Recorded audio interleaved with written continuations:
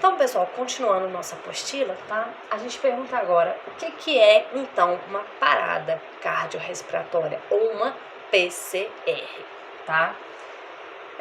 Para ser caracterizado como parada cardíaca ou cardiorrespiratória, o evento deve apresentar alguns fatores específicos, tá?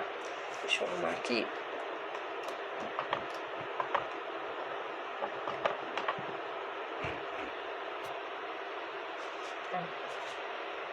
Eu posso ter uma parada repentina dos batimentos cardíacos, tá? Por algum motivo, eu fiz uma parada dos batimentos cardíacos, tá?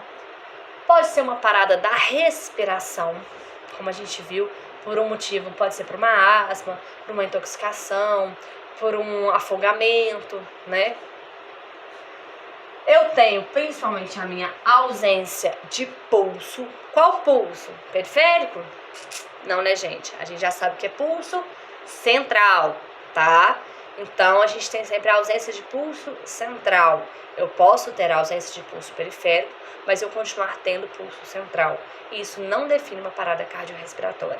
O que define uma PCR é a ausência de pulso central, tá? Inconsciência, o que é óbvio, se meu paciente não tem um pulso central, eu tenho uma ausência de circulação do meu coração para o meu cérebro. Coração, cérebro, essa circulação não funciona, não chega sangue suficiente no meu cérebro apaga, ele se desliga para ele se proteger, porque não está chegando sangue, não chega oxigênio, não chega nutrientes suficiente para o meu cérebro. E aí ele vai desligar, porque ele não consegue trabalhar sem esses fatores, sem sangue, sem oxigênio, sem nutrientes. Então ele desliga. Então, principalmente eu tenho meu paciente inconsciente, tá?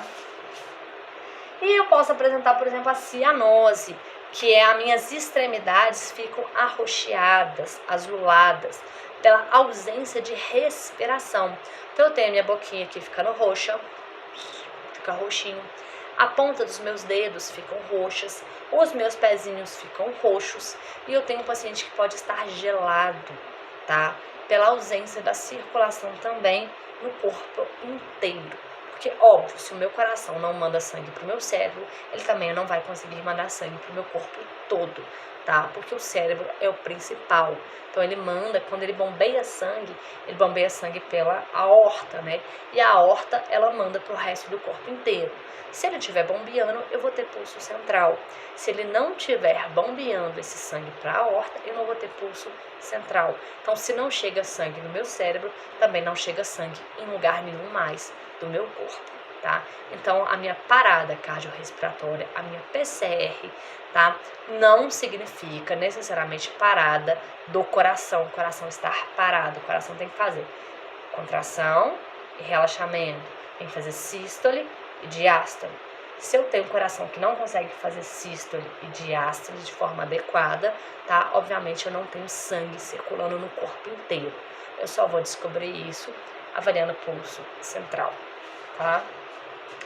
Então, durante a PCR, os tecidos deixam de receber oxigênio e nutrientes, o que desqualifica o seu funcionamento. Então, órgão nenhum, sem sangue, sem oxigênio, sem nutrientes, consegue sobreviver, tá?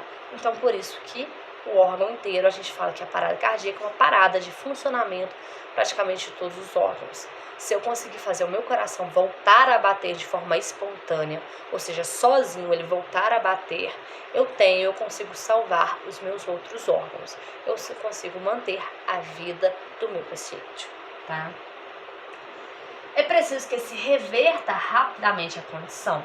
Do contrário, alguns danos podem ser irreversíveis, sobretudo no cérebro, tá? Então, é o que eu falei, se eu não conseguir reverter essa parada cardiorrespiratória o mais rápido possível, quanto mais tempo meu cérebro ficar sem receber oxigênio e sem nutrientes, maior são o dano, tá? Maiores são esses danos que meu cérebro vai ter.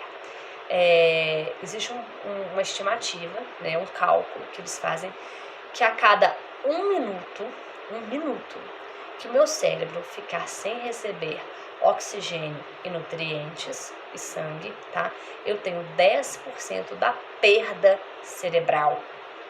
Ou seja, se eu ficar 10 minutos sem receber sangue, sem receber oxigênio no meu cérebro, eu tenho uma perda total de 100% do meu cérebro, ou seja, um dano irreversível, tá? Ah, professora, mas e aí o que a gente faz? Em 10 minutos a ambulância nem chegou, né? Realmente, em 10 minutos pode acontecer da ambulância nem ter chegado, o socorro nem ter chegado. Por isso que nós temos que saber o que fazer. Porque quando eu faço a massagem cardíaca, né, a minha compressão cardíaca, eu estou fazendo a função do meu coração. Quando eu faço a compressão, eu estou fazendo a função da minha sístole, eu estou comprimindo o meu coração. Quando eu volto a minha mão, eu permito o retorno completo do tórax, eu estou fazendo a minha diástole, ou seja, eu estou fazendo o relaxamento do coração. Então, quando eu volto, meu coração se enche de sangue. Quando eu comprimo, eu bombeio esse sangue para o meu corpo. Aí eu relaxo e eu permito que o meu coração se encha de sangue de novo. E aí eu comprimo. E aí eu vou fazer manualmente, do lado de fora do corpo, a função do coração. Eu vou fazer a minha sístole, diástole, sístole, diástole, sístole, diástole, sístole, diástole. É isso que eu faço quando eu faço a minha RCP, ressuscitação cardiopulmonar, tá? Eu faço a função do meu coração, já que ele não está fazendo de forma correta. E eu fazendo isso, eu estou permitindo a circulação sanguínea, tá? Então eu consigo fazer com que o meu cérebro e meus órgãos vitais recebam um pouco de oxigênio, e por isso que eu preciso trabalhar coração e pulmão junto. Eu tenho que associar essa compressão cardíaca a uma ventilação. Se o paciente está inconsciente, ele não respira, ele não... Se ele não puxa o ar, lógico, ele não vai conseguir oxigenar o meu sangue. Por isso eu preciso associar, fazer compressões cardíacas com fazer a minha ventilação mecânica manual. Então eu vou fazer a função do coração e a função do pulmão do lado de fora do meu paciente, tá? Com isso eu vou dar uma chance para o meu cérebro ainda receber sangue oxigenado para ele sobreviver, para fazer meu coração voltar a bater de forma natural, de forma voluntária, né?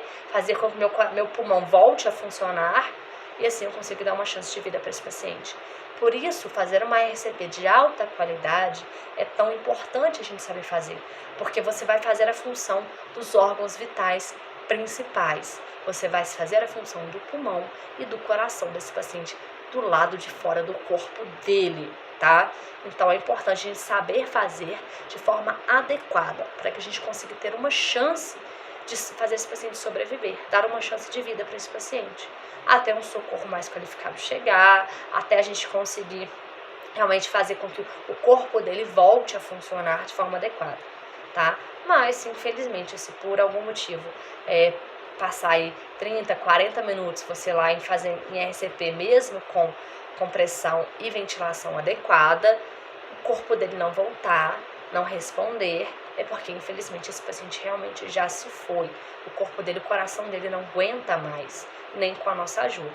Então, gente, é muito difícil a gente conseguir voltar um paciente, mas é a chance que ele tem, somos nós, e a gente conseguir fazer isso, tá?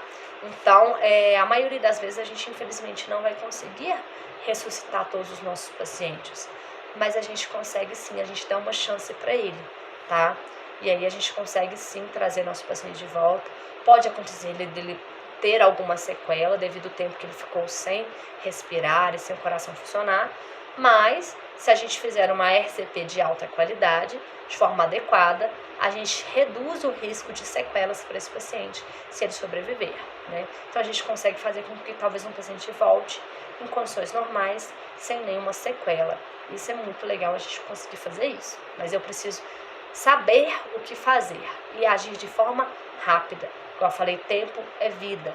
Cada 1 minuto que uma paciente passa sem receber sangue, sem receber oxigênio, ele perde 10% da função cerebral dele. E aí vai só aumentando os danos cerebrais do meu paciente, tá bom? Então, é preciso que se reverta rapidamente as condições, né? Porque em alguns casos pode ter danos irreversíveis se eu demorar para conseguir reverter ele, tá? Então, o diagnóstico imediato da parada cardiorrespiratória é essencial para o socorro desse paciente, independente de onde esse paciente esteja. Se ele esteja dentro do hospital, se ele esteja na rua, em casa, na academia, passeando no parque, não interessa onde esse paciente está. Eu saber identificar que ele está fazendo uma parada cardiorrespiratória e saber o que fazer, agir de forma rápida, é o que vai definir a vida desse paciente, tá? É o que vai dar chance desse paciente sobreviver, tá bom? Então, por que a maioria das PCRs ocorre nas UTIs, tá? A parada cardiorrespiratória isoladamente não é um fator de avaliação da qualidade do atendimento médico em ambientes de urgência e emergência, mas o indicador da gravidade da condição do indivíduo. Por que a maioria das vezes eu tenho uma PCR dentro de uma UTI, tá? Por que muita gente morre na UTI? Por isso, o paciente só vai para a UTI porque ele realmente está muito grave. A condição dele clínica é uma condição delicada. Ele precisa de estar monitorizado para garantir as funções vitais desse paciente, tá? E aí, mesmo ele estando monitorizado, nem sempre o coração suporta tamanho trauma, tamanho a condição clínica dele, a gravidade que ele se encontra. E às vezes o corpo não suporta. E por esse motivo a gente tem uma parada cardíaca dentro da UTI. Tá? Então, dentro de uma UTI, a gente tem que também saber o que fazer. Por mais que eu tenha médicos 24 horas, enfermeiros e técnicos 24 horas, fisioterapeutas, nutricionistas 24 horas, tá? Carrinho de emergência do lado de cada leito, eu tenho um suporte, um desfibrilador do lado de cada leito praticamente, tá? Nem sempre, né? Infelizmente, a gente tenta, mas quando é a hora a gente não consegue mesmo trazer o paciente de volta, tá? Pode acontecer a gente conseguir, porque a gente consegue um atendimento, um reconhecimento rápido, porque temos profissionais qualificados e treinados para isso, como nós estamos agora, tá? E temos um suporte, uma equipe preparada para fazer uma RCP de alta qualidade, tá? Então, dentro da UTI eu consigo reverter uma parada cardíaca, identificar e reverter de forma mais ágil, tá? Mas não é porque eu tenho tudo isso que o meu paciente vai sobreviver. Infelizmente a gente não é Deus, só quem define a vida do paciente é ele, né? E quando é a hora, né? Infelizmente, quando é a hora não tem jeito. Nem a gente com os melhores médicos do mundo, com as melhores especialidades do mundo, com os melhores suportes que a gente possa ter, a identificação imediata, uma RCP imediata, né? O paciente nem parou, você já está lá fazendo compressão, ventilação para realmente garantir a vida do paciente, pode ser que ele também não volte, tá? Então, o que define isso é o próprio paciente, é a condição clínica dele, a gravidade dele. E, gente, quando chega a hora, infelizmente, chega a hora mesmo, né? Isso, acho que a morte é uma coisa que é certa para todo mundo, né? A gente só não sabe quando. Então pode ser que eu tenha bebês, crianças, adultos, gestantes que vão apresentar parada cardiorrespiratória e vão falecer, né? Mas a chance que eles têm somos nós. É nós sabermos o que fazer e nós estarmos preparados para agir de forma rápida e eficaz, tá? Então, gente, por outro lado, na maioria das vezes, o tratamento adequado da PCR em UTI depende de recursos disponíveis. Eu dependo de recursos humanos e tecnológicos. Então, eu dependo de ter mão de obra qualificada, ter recursos tecnológicos suficientes para atender os pacientes e fazer uma avaliação, uma identificação e um atendimento de alta qualidade, tá? Então, a maioria das vezes também eu posso ter essa ausência, né? Eu posso ter poucos profissionais para muitos pacientes, às vezes profissionais cansados, exaustos pela rotina excessiva de trabalho, tá? Isso também pode ser um fator que possa desencadear esse atraso no atendimento ou, às vezes, um atendimento de pouca qualidade, tá? Mas nós temos que estar cientes que o que a gente trabalha agora é com a vida das pessoas, tá? É o nosso serviço agora e nós temos que estar preparados, tá? Então, evitar, mesmo se a gente está cansado, a gente tem que pensar que podia ser um parente nosso ali, a gente tem que atuar, deixar a adrenalina subir e atuar de forma eficaz e consciente, tá bom? Assim, alguns fatores são essenciais para o sucesso do socorro, tá? O tempo e a rapidez com que o atendimento é conduzido é um dos principais. Eu saber identificar uma PCR de forma ágil e rápida é um dos primordiais que eu tenho para definir a sobrevida do meu paciente, tá? Habilidades técnicas e supervisão adequada nos atendimentos. Eu conseguir fazer um atendimento eficaz, de alta qualidade, eu e a minha equipe, é o que vai fazer a diferença para definir se esse paciente sobrevive ou não, tá bom? Então, eu trouxe para vocês aqui as principais causas da PCR, tá? Da minha parada cardiorrespiratória, tá? O nosso protocolo, existe um protocolo mundial, que é o que eu sigo, tá? Da American Heart Association. É o nosso protocolo do ACLS, que é o atendimento de suporte avançado de vida, tá? Em cardiologia. Chama ACLS. Ele é um protocolo para médicos e enfermeiros. E é o que eu trouxe para vocês. Porque vocês, como técnicos de enfermagem, têm que ter a ciência, têm que ter a noção de saber identificar, saber avaliar o seu paciente de forma eficaz. E isso faz muita diferença no atendimento, tá bom?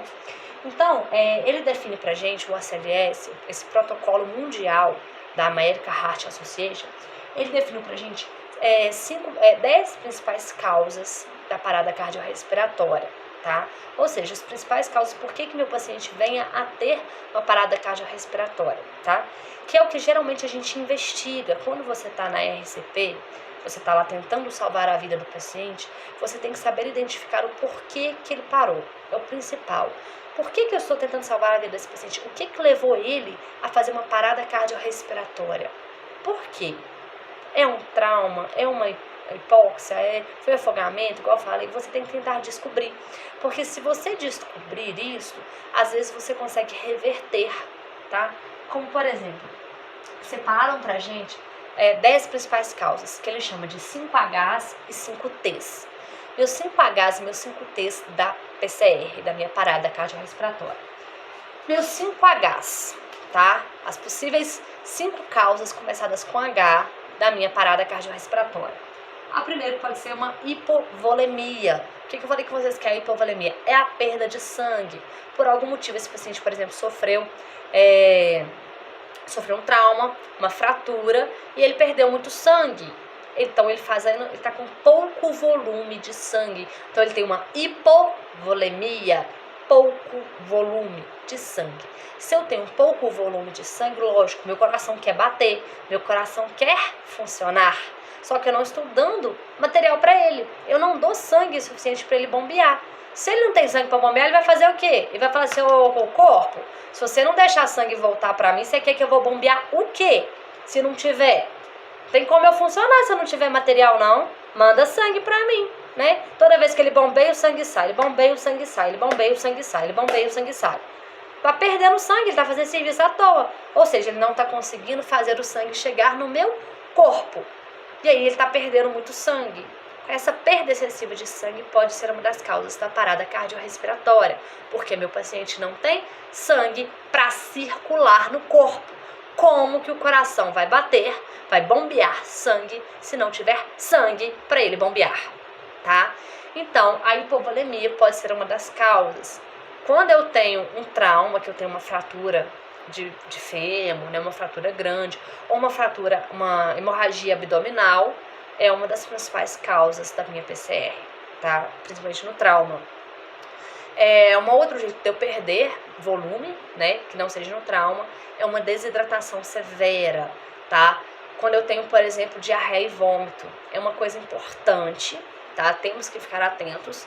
Nós adultos conseguimos até fazer uma reposição boa, né, por via oral, uma reposição, por isso que a gente vai ficar internado no hospital, porque a gente desidrata, toma soro na veia, a gente toma remédio para tentar parar essa diarreia e vômito.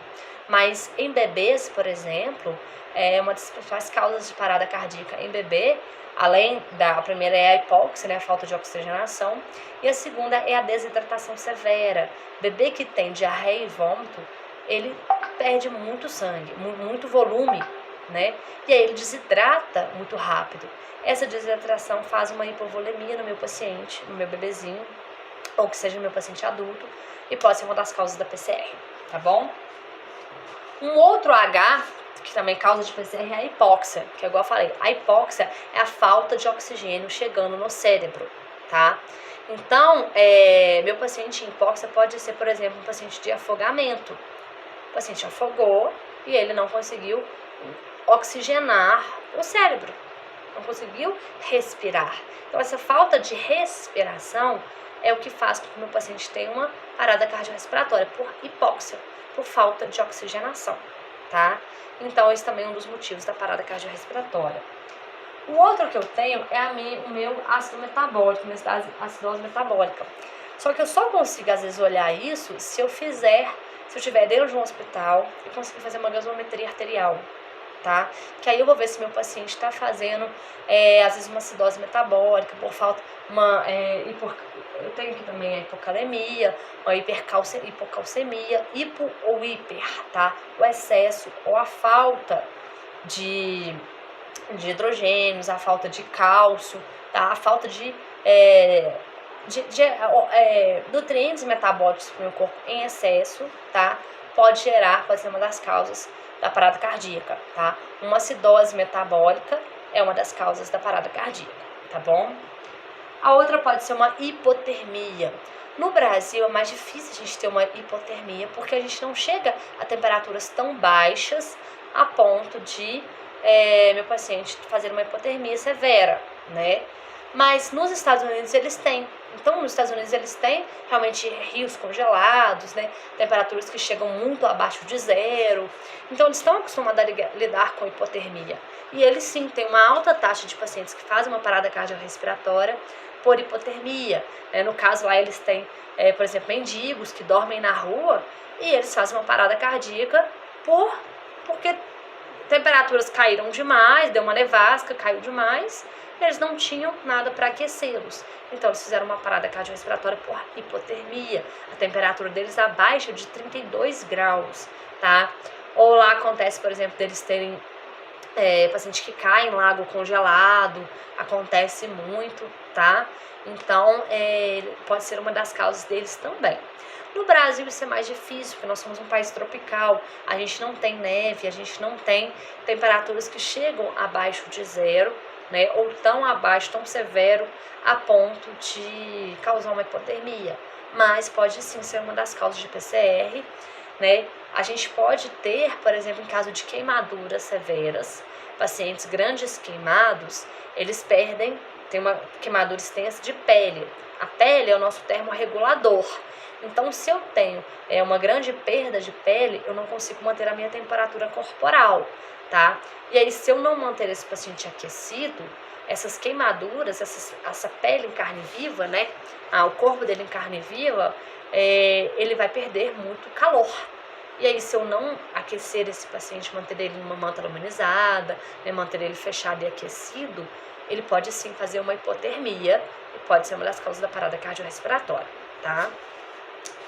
Uma das outras causas dos 5Hs é a hipo ou hipercalemia, tá? Que é a avaliação também de cálcio, de carbono no nosso organismo, tá? Que eu vou avaliar através de uma gasometria arterial, tá? Então, esse excesso, essa falta de cálcio, de nutrientes adequados pode ser uma das causas da minha PCR. Mas a hipercalemia ou as minhas acidoses, tá? Os meus hidrogênios, eu só consigo avaliar se for dentro do hospital. Se for fora do hospital, eu não consigo fazer essa gasometria arterial, tá? Mas pode sim ser uma das causas de uma PCR e eu consigo avaliar muito isso, por exemplo, paciente que é diabético, tá? O paciente diabético pode sim ter uma das causas da parada cardíaca, acidose metabólica ou a minha hipo ou hipercalemia, tá bom? Essas são os 5Hs de possíveis causas da PCR. Agora a gente tem o tratamento, né, necessário, igual eu falei.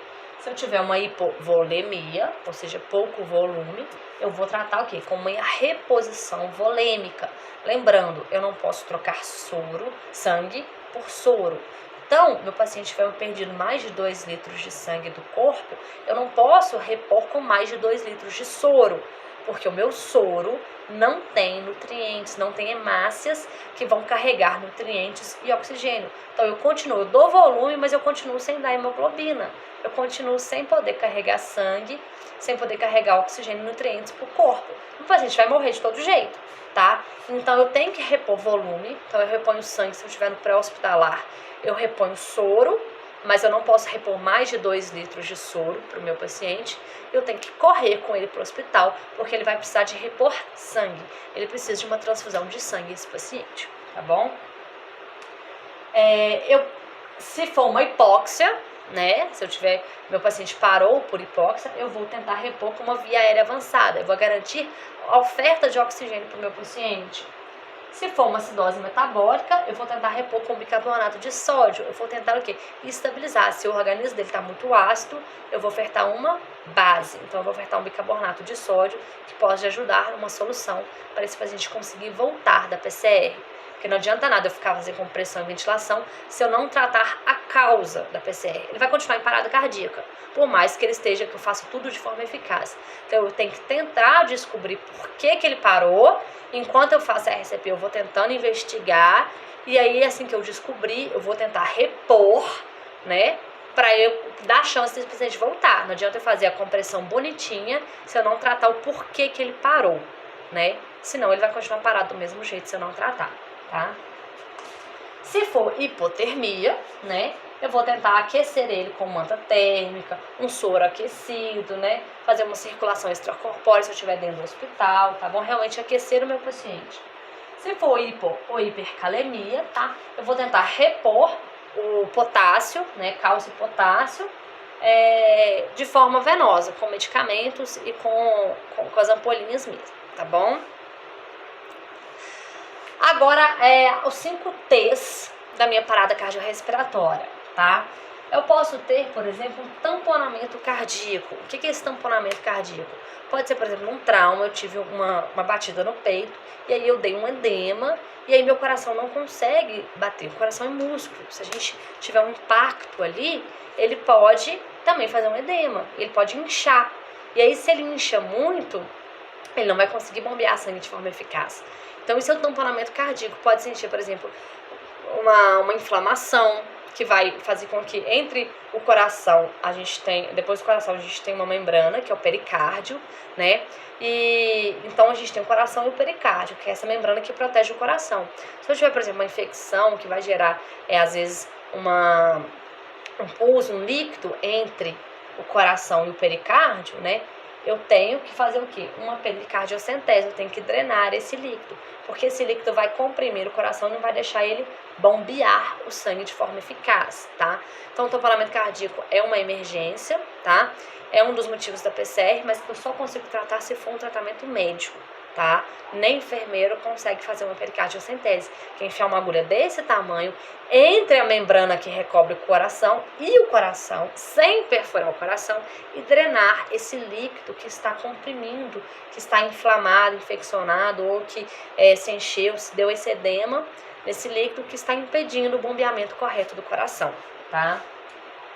Uma outra que eu posso ter, por exemplo, é a TEP, que é tromboembolismo pulmonar, tá? Pode ser um dos motivos também. E aí eu tenho que fazer uma trombólise, que é também um tratamento médico dentro do hospital, tá? Eu posso ter uma trombose coronariana, tá? Pode ser um dos motivos da PCR. E aí eu tenho que fazer uma angioplastia nesse paciente, também tratamento médico, tá? Cirúrgico, tá bom? Eu posso ter uma tensão pulmonar, né? Por exemplo, um pneumotórax hipertensivo, no caso de um acidente, no caso, por exemplo, de uma perfuração do pulmão, tá? Que vai afetar e vai complicar. Então, se eu tiver um pneumotórax, ele pode sim ser uma das causas da parada cardíaca, tá? E aí, com isso, eu também tenho que fazer uma drenagem do tórax, que também é um procedimento cirúrgico médico, tá? Que é a punção, literalmente também enfiar a agulha entre o pulmão e a pleura e drenar esse líquido que está impedindo o pulmão e o coração de trabalharem de forma adequada, tá? E o 5º T que eu posso ter seria o quê? As toxinas, tá? Ou seja, remédios. Meu paciente pode ter parado, né, por por alguns remédios que ele possa tomar, por envenenamento, tá? Então são os tóxicos, a toxina, tá? Então também é uma das causas. E aí eu tenho que tomar os antígenos dele, né? Os antagonistas desses medicamentos. Às vezes o paciente tentativa de autoextermínio, tentativa de suicídio, toma aquele monte de medicamentos, tá? E aí eu tenho que tentar descobrir o porquê, quais eles tomou, para saber quais remédios eu vou tentar reverter, quais medicações eu vou usar para tentar reverter o efeito dessas medicações, tá bom? E também eu tenho o trauma, tá? O trauma também entra como um dos 5 T's da parada cardíaca, que é uma das principais causas que a gente tem de qualquer tipo de trauma, de acidentes que vai gerar essa parada cardiorrespiratória, tá? Então a gente tem aí nossos 5Hs e 5Ts e como tratar. Os 5Hs eu consigo tratar, às vezes sem precisar muito do médico, pré-hospitalar, alguma coisa assim, né? Mas os 5Ts, se a gente conseguir identificar que foi uma das paradas, um desses 5Ts, o tratamento é praticamente exclusivo médico, tá? Com procedimentos mais invasivos e de alto risco do meu paciente.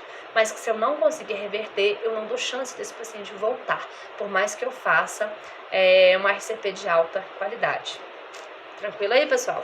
Tá dando para acompanhar?